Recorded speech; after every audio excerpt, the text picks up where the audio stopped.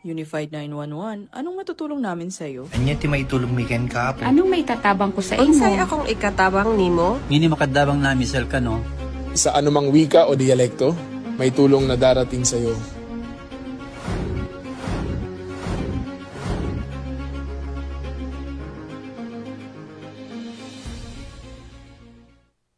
Lilingkod sa bawat Pilipino at magbibigay ng tamang impormasyon para sa tahimik at maayos na Pilipinas. Police News Network, alagad ng batas, tagapagtaguyod ng balita.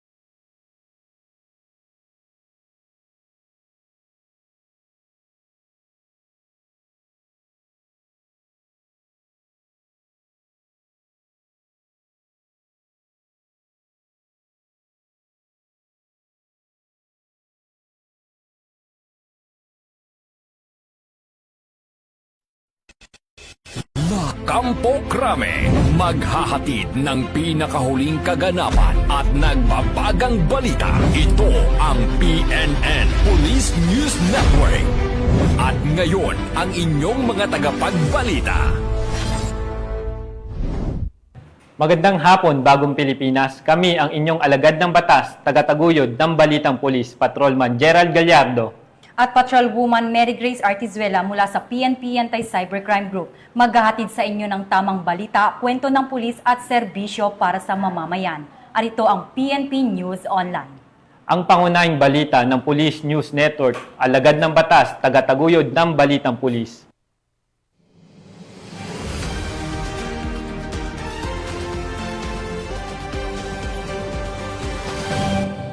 Narito ang mga balitang dapat niyong abangan. Halos 5 milyong pisong halaga ng iligal na droga na kumpiska sa isang linggong operasyon ng Pro 1, 40 katao arestado. 3 suspect sa pagnanakaw arestado sa hot pursuit at checkpoint operation ng PNP sa Nueva Vizcaya. At Butuan City Police Office agad rumisponde sa alarm and scandal incident, suspect kulong.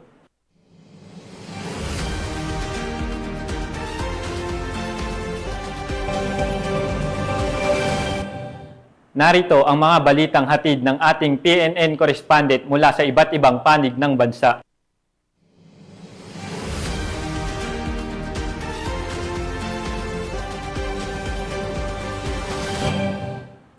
Simulan natin ang balita mula sa bahagi ng Luzon.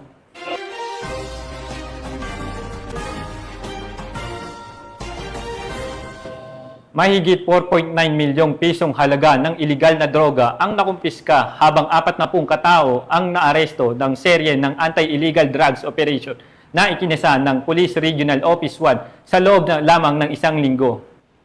Kaugnay nito, tiniyak ng Pro 1 na magpapatuloy ang kanilang pinaigting ng kampanya laban sa iligal na droga, kasabay ng panawagan sa publiko na makipagtulungan upang tuluyang masawata ang naturang problema.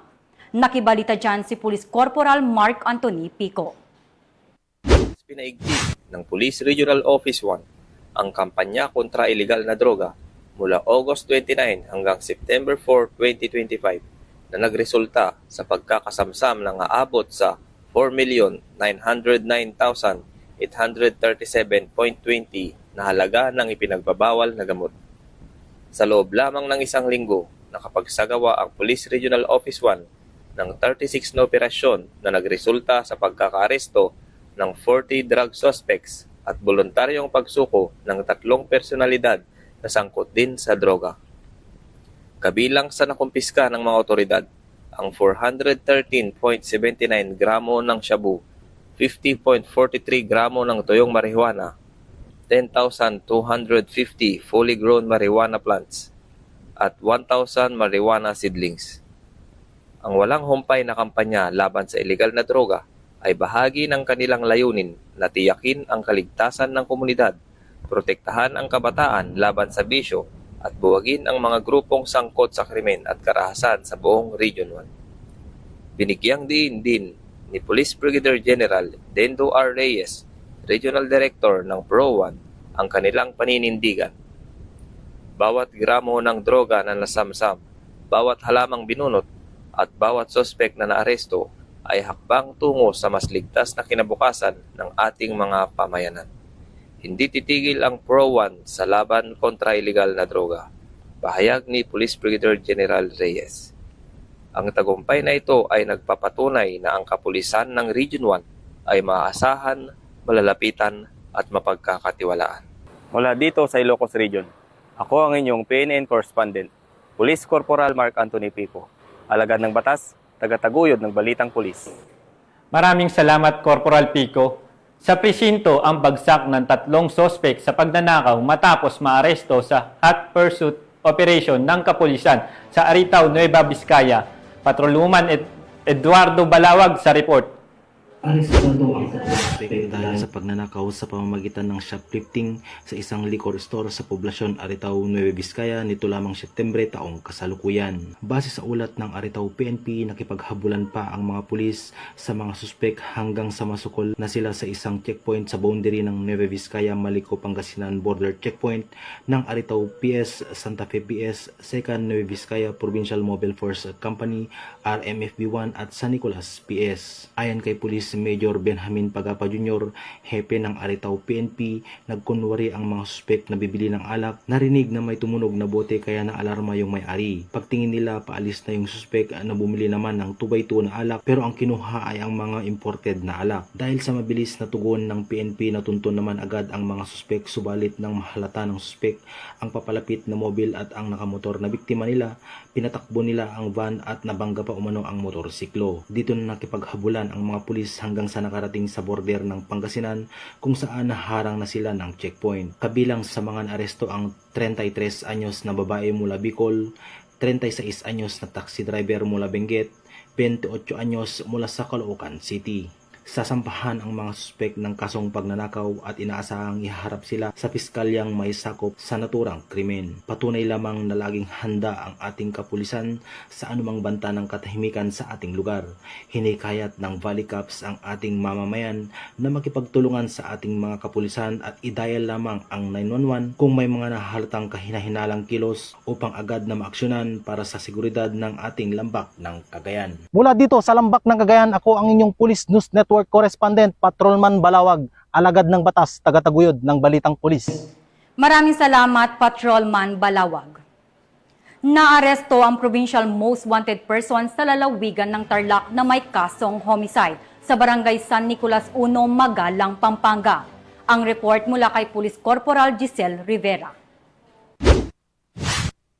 Arestado ng Paniki PNP ang isa sa mga top 10 most wanted sa lalawigan ng Tarlac na may kasong homicide na kung saan nahuli sa barangay San Nicolas 1, Magalang, Pampanga.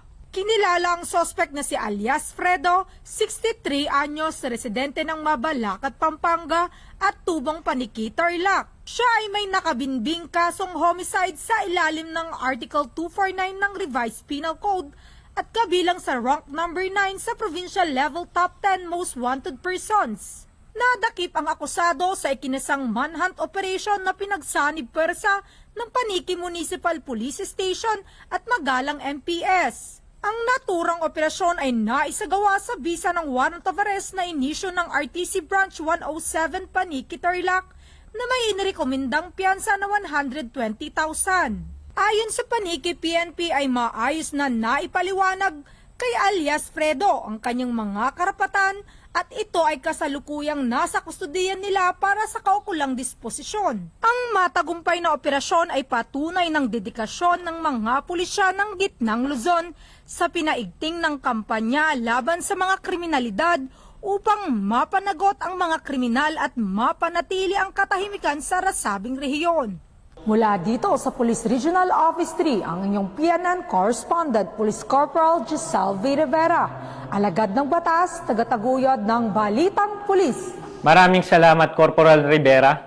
Nasa kote ng San Mateo Municipal Police Station ang 3 high-value individual sa ikinasang bypass operation sa Barangay Santa Ana, San Mateo, Rizal. Magbabalita dyan si Patrolwoman Genevieve Famoso. Value individual ang naaresto ng San Mateo Police sa isang bypass operation sa Barangay Santa Ana, San Mateo, Rizal. Dakong alas 9 ng gabi, ikinasa ng San Mateo Municipal Police Station sa pakikipag-ugnayan sa PDEA 4A ang bypass operation laban sa 3 sospek na nakilala sa mga alias na Dexter, Toto at Mike. Isang pulis ang tumayong pusher buyer at nakabili ng isang sachet ng hinihinalang shabu kapalit ng 500 peso. Nasamsam mula sa mga sospek ang 7 sachet ng hinihinalang shabu na may timbang na 41 gram at tinatayang nagkakahalaga ng mahigit 278,000 peso, kasama ang ilang personal na gamit at bypass money. Ang 3 ay mga bagong natukoy na high-value individuals at kasalukuyang nakapiit sa San Mateo Custodial Facility. Naharap sila sa kasong paglabag sa Republic Act 9165 o Comprehensive Dangerous Drugs Act of 2002. Patuloy ang kampanya ng San Mateo PNP laban sa iligal na droga sa kanilang nasasakupan. Tiniyak ng pamunuan na mas paiigtingin pa ang operasyon upang tuluyang mapuksa ang kalakaran ng ipinagbabawal na gamot at mapanatili ang kapayapaan at kaayusan sa komunidad. Mula dito sa Calabarzon, ako ang inyong Police News Network Correspondent, Patrolwoman Genevieve Marie Famoso, alagad ng batas, tagataguyod ng Balitang Pulis. Maraming salamat, Patrolwoman Famoso. Hindi na nakapalagpa ang isang babae matapos maaresto sa ikinasang operasyon ng PNP Anti-Cybercrime Group sa Imus, Cavite dahil sa pangingikil nito sa kanyang dating kasintahan. Yan ang balitang aking tinutukan. Walang kawala ang babaeng ito matapos itong maaresto sa loob ng Robinson's Place, Imus City, Cavite dahil sa pangingikil sa kanyang dating karelasyon. Ayon sa investigasyon, tinakot ng suspect ang biktima na kakasuhan siya ng panggagahasa kung hindi nito ibibigay ang perang hinihingi ng suspect. Dahil sa takot at panggigipit, napilitan ng biktima na dumulog sa mga otoridad upang humingi ng tulong. Agad namang ikinasa ng mga operatiba ng Cavite Provincial Cyber Response Team ang isang operasyon na nagresulta sa pagkakaaresto kay alias Talia, 31 anyos, na nahaharap ngayon sa mga kasong grave coercion at robbery with intimidation of persons. Pansamantalang nasa kustodiya na ng Imus City Police Station ang suspect para sa kaukulang dokumentasyon at tagarang pagsasampa ng kaso. Hinihimok natin ang lahat ng taga-subaybay at manunood na iwasan natin ang pagbibigay ng mga sensitibong larawan at video maski sa kaninong tao man. Gayon din, maging kaalaman sana ito ng lahat na ang pagpapakalat ng mga pribadong larawan at video ay may karampatang parusa. Mula dito sa Campo Crame, ako ang inyong PNN Correspondent, Patrolwoman Mary Grace Artizuela, nagbabalita para sa Police News Network, alagad ng batas, tagataguyod ng Balitang Pulis. Maraming salamat, Patrolwoman Artizuela. 2 individual ang naaresto ng mga operatiba ng Puerto Princesa City PNP matapos maaktuhan umano sa iligal na pagbebenta ng baril sa isinagawang operasyon sa Puerto Princesa City, Palawan. Patrolwoman Desiree Padilla sa report. Matagumpay na naaresto ng mga tauhan ng PNP Criminal Investigation and Detection Group Puerto Princesa ang 2 individual matapos maaktuhang nagbenta ng isang caliber 45 pistol na walang kaukulang dokumento sa isang pusher buyer ng mga pulis sa Purok Maligaya, Barangay Bangkaw-Bangkaw, Puerto Princesa City, Palawan nito lamang ika-4 ng Setyembre taong kasalukuyan. Pinangunahan ang operasyon ng mga operatiba ng CIDG Puerto Princesa, katuwang ang Puerto Princesa City Police Office na nagsilbing suporta at seguridad sa ikinasang entrapment operation. Mahigpit itong sinakatuparan sa ilalim ng pangangasiwa ng pamunuan ng pulisya upang matiyak ang tagumpay ng operasyon. Na-recover mula sa 2 suspect ang isang caliber 45 pistol, 5 bala ng baril, isang cellphone na ginamit sa transaksyon, at ang halagang 24,000 piso na ginamit bilang mark money sa operasyon. Agad na isinilalim ang mga suspect sa kustodiya ng CIDG Puerto Princesa para sa kaukulang dokumentasyon at pagsasampa ng kaso. Ayon sa ulat ng pulisya, mahaharap sa kasong paglabag sa Republic Act 10591 o Comprehensive Firearms and Ammunition Regulation Act ang mga suspect. Tiniyak din ng mga otoridad na patuloy nilang paigtingin ang mga operasyon laban sa illegal na pagbebenta ng mga armas na nagiging banta sa kapayapaan at kaayusan ng komunidad. Samantala, pinuri ng pamunuan ang matagumpay na operasyon ng CIDG Puerto Princesa na anila ay patunay ng masusing trabaho at dedikasyon ng kanilang mga tauhan upang masugpo ang paglaganap ng mga illegal na armas sa lungsod. Dagdag pa nila, hindi titigil ang kapulisan sa pagtugis at pagpaparusa sa mga taong patuloy na lumalabag sa batas. Mula dito sa Home of the Police Eco Warriors, Calapan City, Oriental Mindoro, ako ang inyong PNN correspondent, Patrolwoman Desiree Padilla, alagad ng batas, tagataguyod ng Balitang Pulis. Maraming salamat, Patrolwoman Padilla. Tunghayan naman natin ang mga balita mula sa Visayas.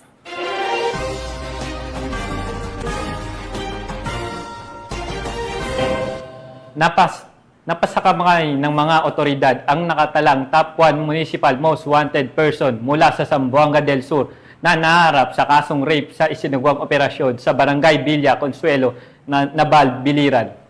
Kasalukuyang nasa kustodiya ng pulisya ang suspect para sa kaukulang disposisyon at pagsasampa ng kaso sa korte. Patrolwoman Cristel Palafox sa balita.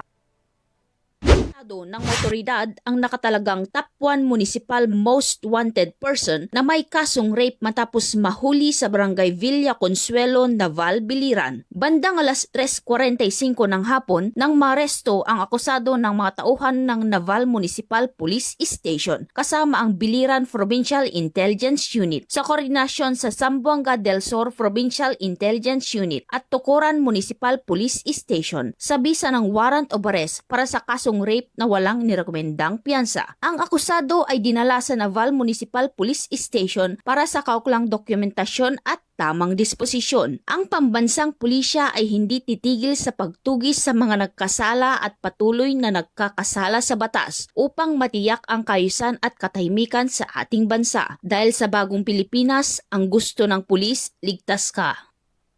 Mula dito sa Eastern Visayas, ako ang inyong PNN correspondent, Patrolwoman Palafox, alagad ng batas, tagataguyod ng Balitang Pulis. Maraming salamat, Patrolwoman Palafox. Bumagsak sa kamay ng mga otoridad ang isang umano'y supplier ng shabu sa Iloilo matapos ang ikinasang operasyon na nagresulta sa pagkakasamsam ng higit 4.4 milyong halaga ng iligal na droga at hindi lisensyadong baril. Narito ang report mula kay Patrolwoman Andrea Dominic de Palubo. Ang kilalang pangunahing supplier ng iligal na droga sa buong lalawigan ng Iloilo sa isang matagumpay na bypass operation ng mga kapulisan sa Barangay Padyo, Sara, Iloilo nito lamang ika-6 ng Setyembre taong kasalukuyan. Ang operasyon ay isinagawa ng Provincial Drug Enforcement Unit na pinangunahan ni Police Lieutenant Gabriel Gilmer Manguera, Deputy Chief, sa superbisyon ni Police Major Daji de Lima, Chief RPDEU 6 na nagresulta sa pagkakadakip sa mga sospek na si alias Brook, 37 taong gulang, dating seaman at residente ng Barangay Bangkal, Carles, Iloilo, main target ng operasyon at naitalagang King of the North.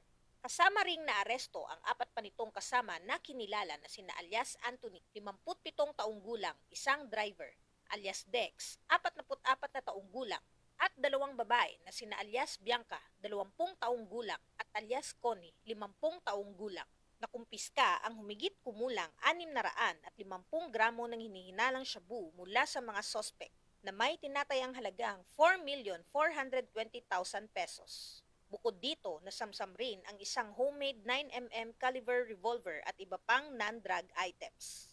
Kasalukuyang nasa himpilan na ng Sara Municipal Police Station ang mga sospetsado para sa tamang disposisyon at mahaharap sa kasong paglabag sa Republic Act 9165 o ang Comprehensive Dangerous Drugs Act of 2002 at Republic Act 10591 o Illegal Possession of Firearms, Ammunition, and Explosives.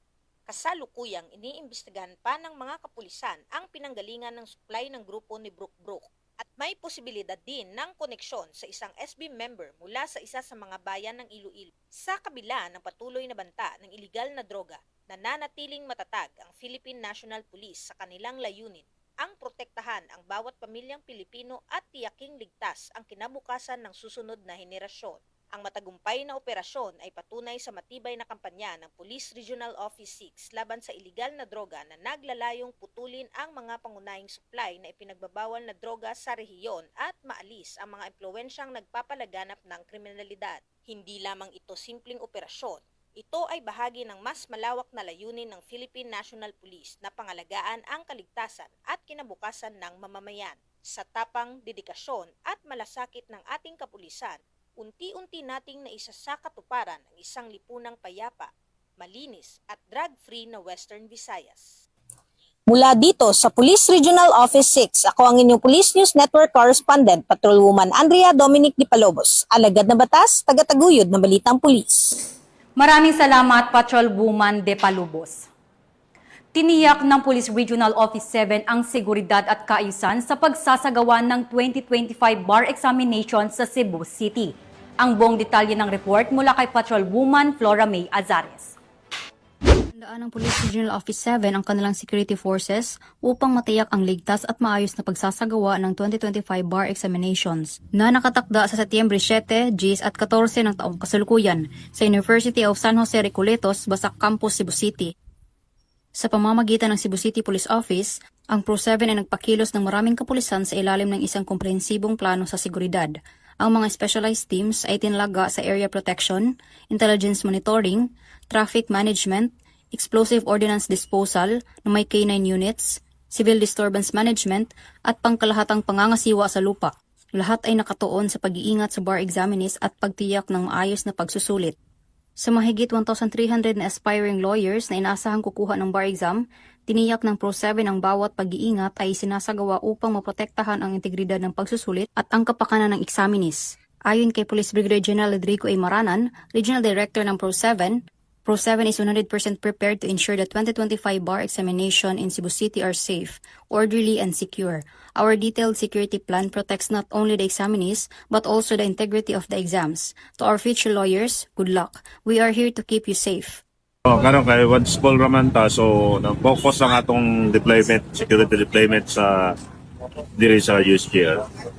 Actually, within pan lang ta sa gawas ng area sa USGR, including sa Luyo, kay i-check po nato kay basig niya na mga disturbances no na ato ang mga examine. So within sa gawas lang ta sa area sa USGR. Whole area diri atong lalo na kaning establishment kay basig niya na mga disturbances no na maka-create o hamper sa mga examining within sa perimeter sa USGR at tulang gi-check. Mula dito sa Central Visayas, ako ang inyong Police News Network Correspondent, Patrolwoman Flora May Azares, alagad ng batas, tagataguyod ng balitang pulis. Maraming salamat, Patrolwoman Azares. Narito naman ang mga balita mula sa bahagi ng Mindanao.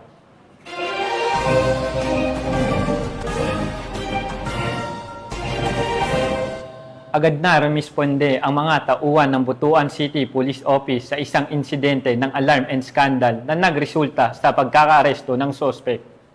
Nagpapaalala naman ng pulisya sa publiko na makipagtulungan at agad ipaalam ang ganitong uri ng insidente upang mapanatili ang kapayapaan at kaayusan sa komunidad. Yan ang tintukang balita ni Patrolwoman Jacqueline Cabiles. Ng mga tauhan ng Butuan City Police Office ang isang lalaki na nagdulot ng takot at abala sa publiko sa Barangay Bading, Butuan City. Inilalang sospek sa alias na Sab, 30 anyos, binata, walang trabaho at residente ng Tando Bato, Hulusulu. Agad na rumisponde ang patrol section ng BCPS-2 kasama ang duty investigator matapos makatanggap ng ulat mula sa isang concerned citizen. Tagumpay nilang naaresto ang suspect at nakumpiska mula rito ang isang caliber 45 na replika o laruang baril. Sa ngayon, nasa kustudiya na ng himpilan ang suspect at ang nakumpiskang ebidensya para sa tamang dokumentasyon at disposisyon. Muling paalala ng kapulisan na manatiling mapagmatsyag at agad magsumbong sa anumang kahina-hinalang aktibidad sa inyong lugar. Sa pagtutulungan ng publiko at ng kapulisan, masisiguro ang kapayapaan at kaayusan ng bayan. Mula dito sa Police Regional Office 13, ako ang inyong PNN Correspondent, Patrolwoman Jacqueline Cabiles, alagad ng batas, tagataguyod ng Balitang Pulis. Maraming salamat, Patrolwoman Cabiles. Arestado sa ikinasang bypass operation ng pinagsanib na puwersa ng PNP at PDEA ang isang drug personality na kabilang sa drug watch list ng Valencia City, Bukidnon. Nakibalita dyan si Patrolwoman Realin Sanchez. Isang DI listed sa isinagawang bypass operation ng Drug Enforcement Unit katuwa ang RPDU-10, Bukidnon PDEA 10, Bukidnon 2nd PMFC at City Anti-Drug Special Unit sa Purok 1 Barangay Lumbo, Valencia City, Bukidnon. Kinilala ng mga otoridad ang suspect na si alias Carlo, 35 anyos, residente ng Purok 20 Kimpras, Barangay Butong, Quezon, Bukidnon at tinaguriang DI listed. Nakumpiska mula sa suspect ang hinhinalang shabu na may tinatayang halagang 39,440 pesos at iba pang mga paraphernalia. Nasa kustudiya ng Valencia City Police Station ang suspect at maharap sa kasong paglabag sa RA 9165 o Comprehensive Dangerous Drugs Act of 2002. Mula dito sa Camp Capistrano, Busa, Cagayan de Oro City, ako ay inyong Police News Network Correspondent, Patrolwoman Riami P. Sanchez, alagad ng batas, tagataguyod ng Balitang Pulis. Maraming salamat, Patrolwoman Sanchez. Nahuli ng mga otoridad ang isang individual matapos magpositibo sa iligal na droga sa ikinasang bypass operation ng pulisya sa Davao de Oro. Ibabalita yan ni Patrolwoman Queni Babes Arendain. Arestadong isang individual sa patuloy na kinasang drug bypass operation sa Purok Makugihon, Barangay Kwambog, Mabini, Davao de Oro. Nito lamang ikapito ng Setyembre taong kasalukuyan.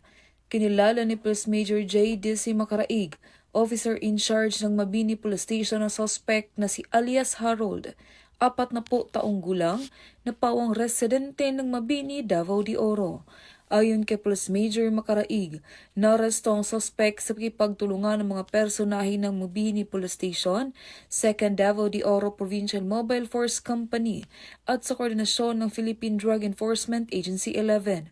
Dagdag pa ni Police Major Macaraig, na-recover mula sa suspect ang hininalang shabu, isang Android cellular phone at bypass money na ginamit sa operasyon.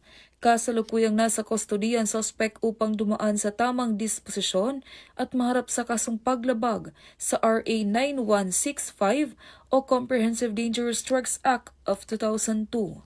Samantala, ang laban kontra kriminalidad ay patuloy na pinapaigting ng Police Regional Office 11 sa pamumuno ni Acting Regional Director, Police Brigadier General Joseph R. Argiles, alinsunod sa kampanya ng Bagong Pilipinas na panatilihin ang kapayapaan at kaayusan tungo sa pagsulong ng bansa. Mula dito sa Police Regional Office 11, ako yung PNN Correspondent, Patrolwoman Queni Babes Arendain, alagad ng batas, tagataguyod ng Balitang Pulis. Maraming salamat, Patrolwoman Arendain.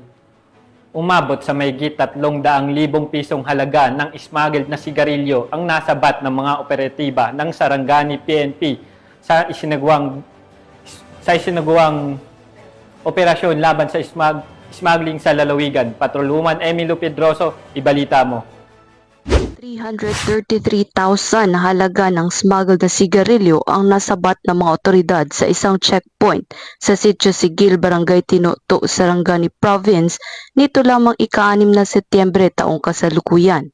Ayon kay Police Lieutenant Colonel Darwin V. Castillo, Force Commander ng 2nd Sarangani Provincial Mobile Force Company, naging matagumpay ang operasyon dahil sa pagsisikap ng mga tauhan ng 2nd Sarangani Provincial Mobile Force Company at Maasim Municipal Police Station sa pagkikipag-ugnayan sa Bureau of Customs. Nabatid na naharang ang isang unit ng Toyota Fortuner na may plate number MBA 770 na may kargang 420 na rim ng Gadjabaro na smuggled na sigarilyo na nagkakahalaga ng 333,000 pesos. Nabigo ang driver ng naturang sasakyan na kinilalang si alias Ben, nasa 80 gulang, may asawa at isang negosyante na walang maipakitang mga kaukulang dokumento sa pagbiyahe ng nabanggit na mga sigarilyo dahilan upang kumpiskahin ito ng mga otoridad.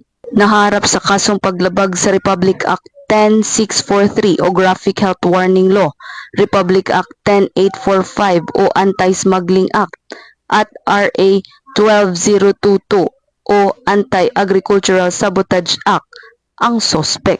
Pinapurihan naman ni Police Brigadier General Arnold P. Argente, Regional Director ng Police Regional Office 12, ang mga nasa likod ng matagumpay na pagharang sa nasabing kontrabando. Dagdag nito, mahigpit na babantayan ng buong hanay ng Police Regional Office 12 ang mga lansangan sa pamamagitan ng patuloy na pagsasagawa ng checkpoint upang masawata ang mga lumalabag sa batas, partikular sa pagpasok ng mga smuggled items sa rehiyon. Mula dito sa Police Regional Office 12, General Santos City, ako ang inyong Police News Correspondent, Patrolwoman Emilio F. Pedroso, alagad ng batas, tagataguyod ng Balitang Pulis. Maraming salamat, Patrolwoman Pedroso. At yan ang mga balitang nakalap ng ating PNN correspondent mula Luzon, Visayas at Mindanao. Muli po namin nagpapaalala mula sa PNP Anti-Cybercrime Group, alam naman natin na pagpasok ng Burmans, dumarami na naman ang modus at krimen, lalo na online. Kaya mag-ingat po tayo sa iba't ibang klase ng online scam. Huwag basta-basta magtitiwala sa mga kahinahinalang alok at siguraduhin po natin bago magpadala ng pera o impormasyon. Kung kayo po ay nabiktima, huwag mahiyang magsumbong sa pinakamalapit na impila ng pulisya o direkta sa PNP-ACG. Sa ngalan ng pamunuan ng Philippine National Police, sa pangunguna ni Acting Chief PNP Police Lieutenant General Jose Melencio Nartates Jr. at sa pamumuno ni President Ferdinand Bongbong Marcos Jr., kami ay maglilingkod sa bawat Pilipino at magbibigay ng tama at balanseng balita. Mula rito sa tanggapan ng tagapag-ugnay ng Pambansang Pulisya, kami ang inyong alagad ng batas, tagataguyod ng Balitang Pulis, Patrolman Gerald Gallardo, at Patrolwoman Mary Grace Artizuela mula sa PNP Anti-Cybercrime Group, maghahatid ng tamang balita, kwento ng pulis at serbisyo para sa mamamayan. At ito ang PNP News Online. ang pangunahing balita ng Police News Network.